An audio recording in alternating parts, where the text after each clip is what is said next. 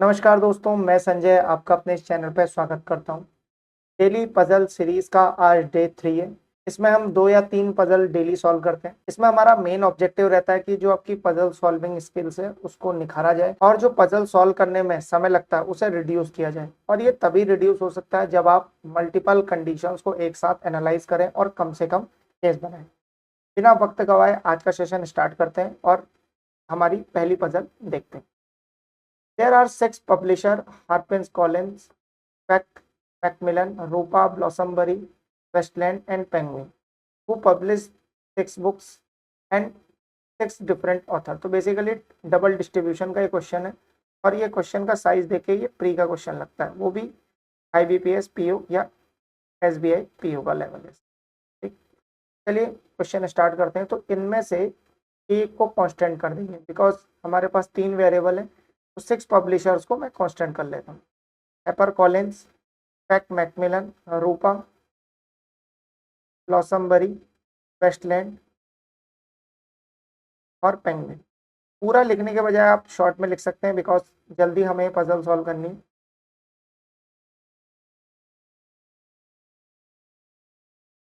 Almost single was published bye Harper Collins.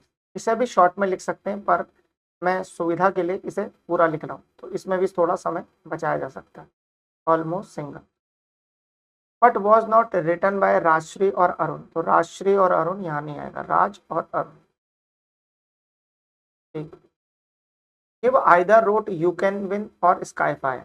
तो शिव ने 2 books लिखी हो सकती हैं, यू कैन विन और Sky fire,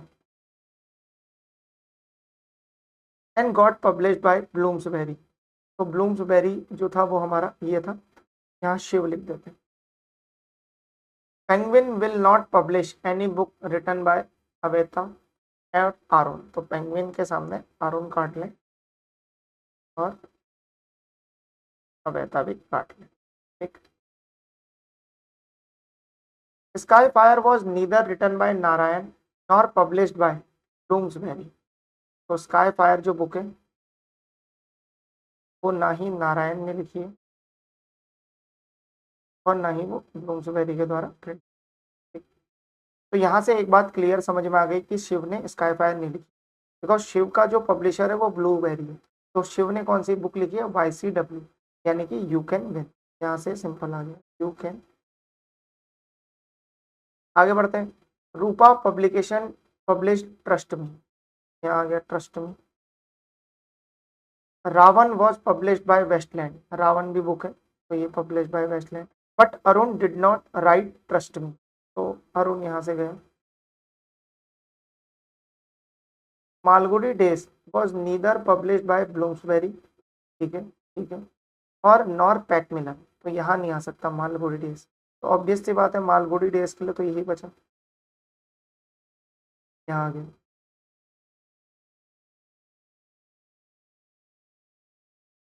Advaita did not right sky fire nor trust me.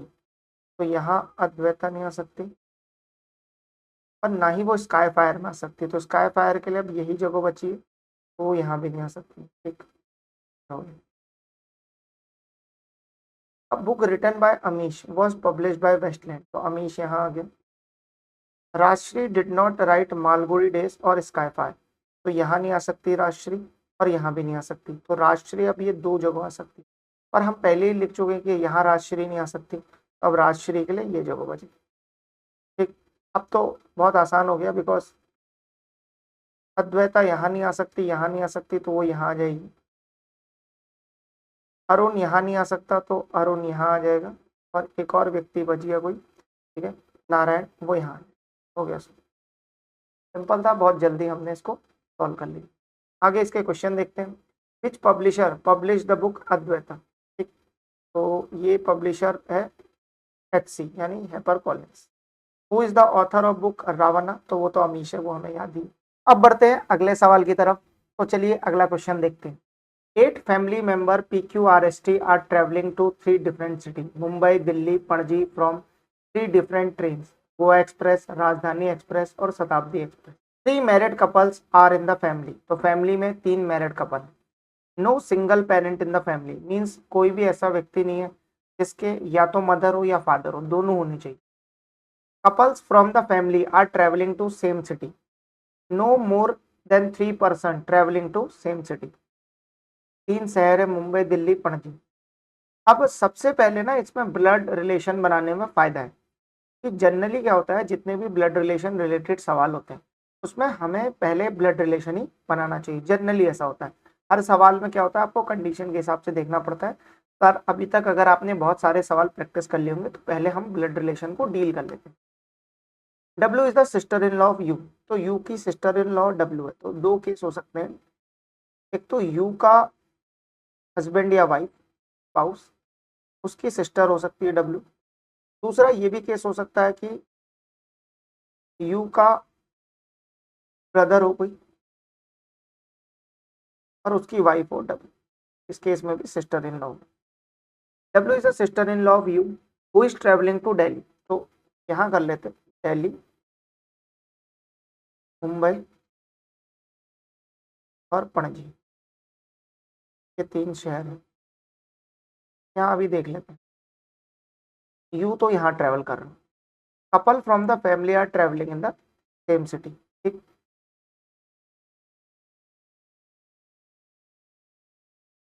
No more than 3 person are travelling in the same city, तो 3-3-2 ऐसा कुछ रेशियो रहेगा। S is the father of P, P के father है S,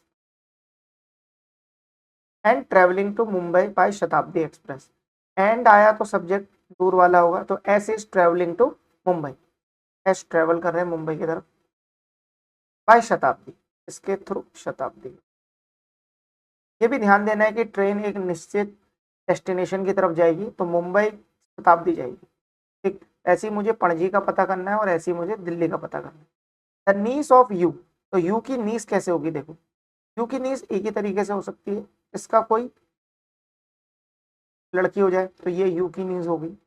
इस case में you की नीस के लिए इन दोनों को हस्बैंड वाइफ होना पड़ेगा, मतलब इसका वाइफ होना पड़ेगा। इस केस में यू की नीस होने के लिए इसका हस्बैंड होना पड़ेगा और यहाँ यू की नीस हो सकती है, ठीक? या ये केस बनता है। टोटल 8 ही लोग हैं, तो ये ध्यान रखना।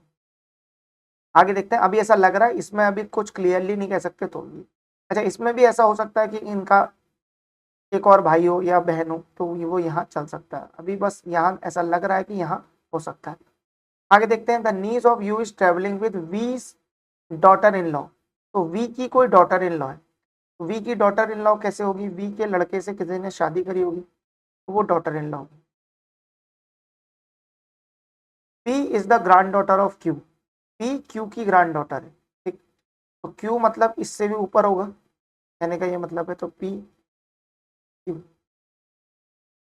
Who is travelling to Panaji by Goa express, तो क्यू ट्रेवल कर रही, हु के केस में सब्जेक्ट पास वाला होता है क्यू, ये गोवा एक्सप्रेस से ट्रेवल कर, तो 3 ट्रेनें हैं बेसिकली।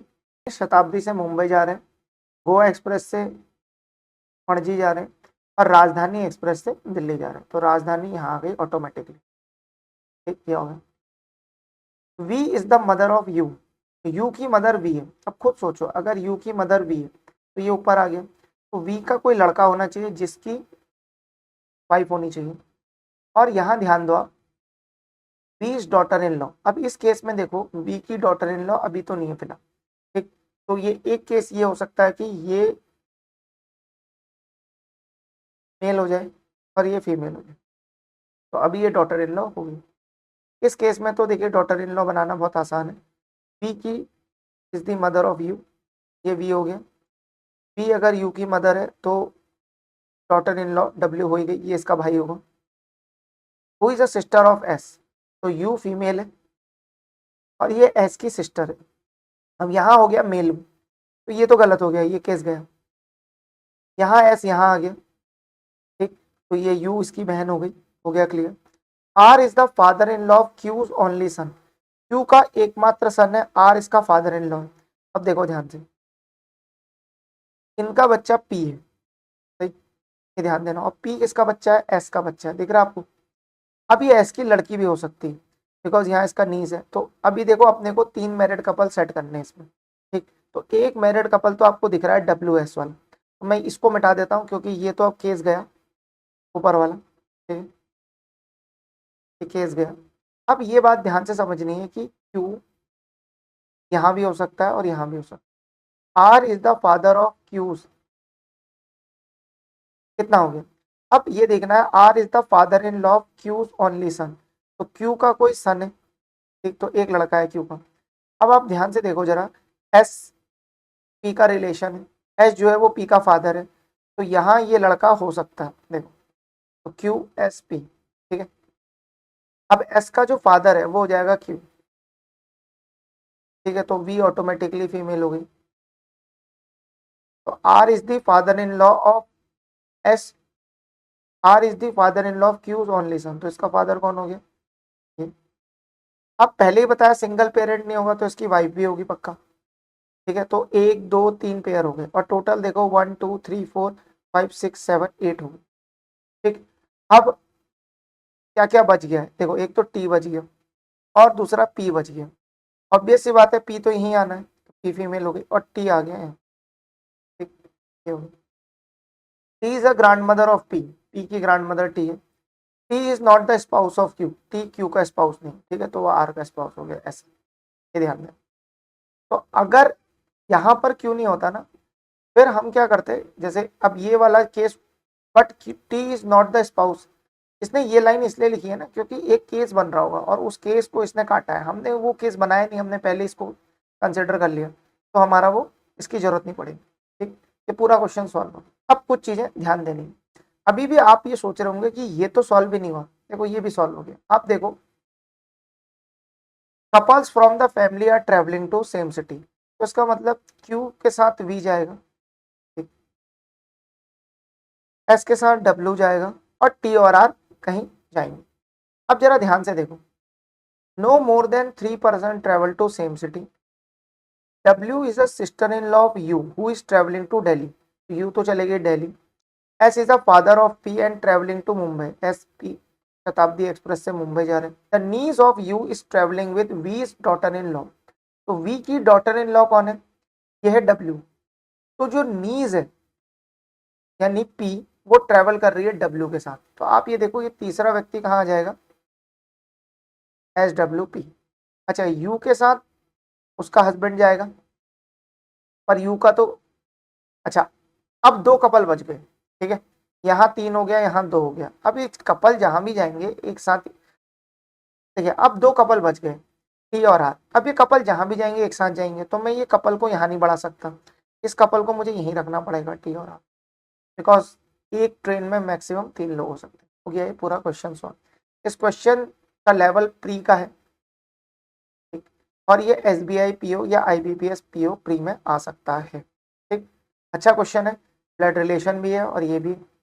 इसमें मेन कंसर्न टाइम का है, तो इसमें आप जितने ज़्यादा केस बनाएंगे उतना ज़्यादा टाइम लगेगा, ठीक। चलिए अब क्वेश्चन की तरफ बढ़ते हैं। Who among the following is travelling bye राजधानी एक्सप्रेस, राजधानी एक्सप्रेस से 3 लोग ट्रेवल कर रहे हैं, यू टी आर, कहीं नहीं है यू टी आर, तो सही आंसर है नन ऑफ दिस।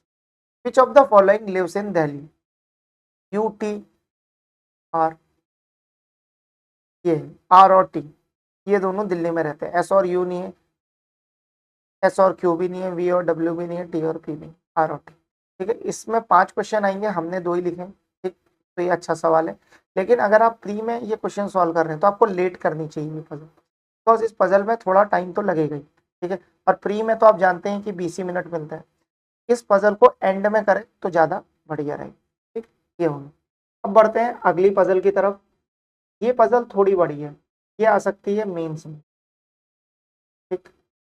तो देखते हैं, there are 6 employees of the company and all of them work on different position, M M G D G M G M C G M E D, the position given are increasing order of seniority, तो इसको fix कर लेते हैं।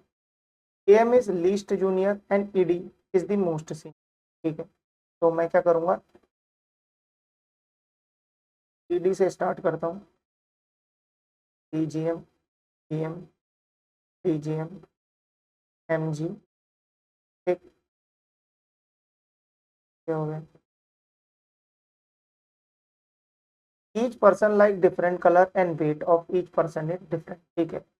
इनका wait भी अलग अलग है, तो बेसिकली इसमें कंपैरिजन भी होगा। C is senior to B but B is heavier than C, तो हम सीनियर वाली कंडीशन इस तरफ लिखेंगे और हैवियर वाली कंडीशन इस तरफ लिखेंगे। ठीक, C is senior to B, C senior है बी का, ठीक है, but B is heavier than C. तो 6 लोग हैं, 1 2 3 4 5 6। B is heavier than C. D likes pink and junior to F, F का जूनियर है डी और डी को क्या पसंद है, पिंक। ठीक है, less than 3 person are senior to A, तो ए से सीनियर कितने हो सकते हैं, या तो 0 या 1 या 2। A is lighter than F but heavier than D, D से भारी है ए और एफ से हल्का है। ठीक, the one who like white is senior to B, B से सीनियर है white, but junior to the one who like red, red रेड से जूनियर है। C does not like white, C को व्हाइट पसंद नहीं, काट दियो। B is not an A M in the company, तो ए एम बी नहीं हो सकता। C is the lightest, heaviest हम यहाँ रखेंगे और लाइटेस्ट हम इधर रख देंगे, कलर चेंज कर लेंगे, तो हैवीएस्ट को हम यहाँ रखेंगे। ठीक, ये सी हो गया। And he is neither ED nor EG, he ना ही ईडी है और ना ही M. Weight of the second lightest person is 171, का weight 171। The one who like black is junior to the one who like purple, purple का junior है black. ठीक है, D senior to E, D senior है E से,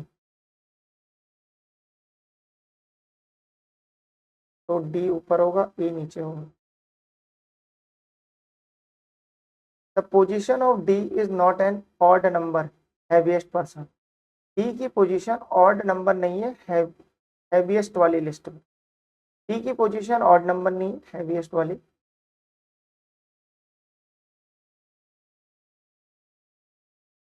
the position of D is not N odd number heaviest person, तो D की position odd number पे नहीं है, तो इसको नंबरिंग कर लेते हैं 1 2 3 4 5 6। तो डी कहाँ कहाँ नहीं आ सकता, 5 और 3 में नहीं आ सकता। अब ध्यान से देखो जरा, एफ ए डी, तो खुद सोचो कि डी यहाँ आ सकता था, डी यहाँ भी आ सकता था, पर वो अब ऑड में आ ही नहीं सकता, तो डी तो पक्का ही हो गया ना, यहाँ आएगा। ठीक, ये हो गया। और सी लाइटेस्ट है, तो डी को यहाँ रख लिया इस तरफ, क्योंकि 2 लोगों से तो छोटा ही होगा, तो या तो 3 में आ सकता था या 4 में आ सकता था। अभी भी हम एफ और ए को नहीं रख सकते, इन दोनों को हम नहीं रख सकते, बाकी डी को तो हम रख ही सकते हैं। Weight of the one who is CGM of the company is lighter than D, D से लाइटर कौन है, सीजीएम, यहाँ रख लिया CGM. Weight of the one who is AM is lighter than the one who is GM, तो GM से हल्का AM. D junior to the one who like blue, D junior है किससे, ब्लू वाले से। Weight of second heaviest person is 184, ये 184 हो गई, ये 171 था। A is not the second heaviest person, तो ए यहाँ नहीं आ सकता। अब अगर ए यहाँ नहीं आ सकता तो ए तो यहीं आएगा, बिकॉज इससे पीछे जा नहीं सकता और डी से तो आ गई। अब ये पोजीशन एफ के लिए खुल गई। ठीक, आगे बढ़ते हैं। Weight of the person who like red is less than the one who is am, am से हल्का है red. The one who like purple is not a DGM of company, जिसे भी पर्पल पसंद है वो डीजीएम नहीं। ठीक, ई is not the heaviest person, अगर ई हैवीएस्ट नहीं, देखो अब पी और एफ में से 2 लोग हैवीएस्ट हो सकते हैं। E is not the heaviest person but heavier than B, इसका मतलब ई बी से हैवियर है, तो बी यहाँ आ जाएगा और ई यहाँ आ जाएगा। अब एफ के लिए ये पोजीशन बची, ये हो गया 100। तो वेट तो हमने ऑर्गेनाइज कर लिया। अब आगे बढ़ते हैं।